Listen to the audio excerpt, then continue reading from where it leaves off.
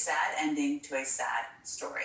Kerry Kennedy is a human rights activist and a lawyer. She's also Robert F. Kennedy Jr.'s sister. Kerry, thank you so much for joining me this afternoon. I really appreciate it. And I just wanted to start, that was a very powerful statement, and I imagine it was pretty painful to have to do, but why do you feel so compelled to speak out at this moment?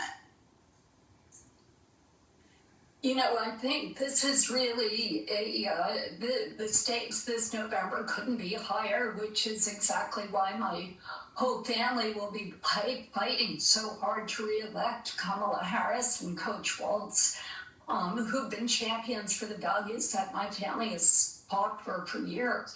Donald Trump is the polar opposite. He's a threat to most basic freedoms that are core to who we are as Americans, the right for women to control our bodies, the right to live in communities safe from gun violence, to love who you love.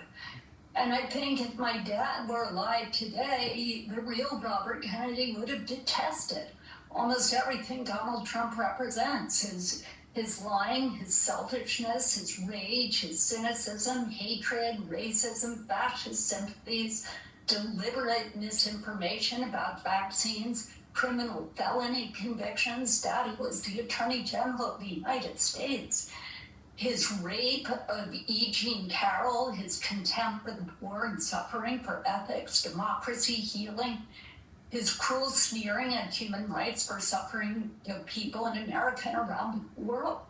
And these are the causes that was loved so passionately by the real Robert Kennedy. So I'm outraged and disgusted by my brother's gaudy and obscene embrace of Donald Trump. And I completely out and separate and dissociate myself from Robert Kennedy Jr. in this flagrant and inexplicable effort to desecrate and trample and set fire to my father's memory. It is, and I imagine, again, incredibly painful given how much your family has done for so many decades. And I touched on that in my opening. I know you touched on that in your statement. I wanted to ask you about something J.D. Vance said about your brother's endorsement. He said, quote, he wishes he could see his grandmother's reaction to RFK's son and namesake, and let's be honest, the most authentic to his dad's legacy, endorsing the people's president, Donald J. Trump. What do you make of that? There is not much that J.D. Vance says that holds any water with me.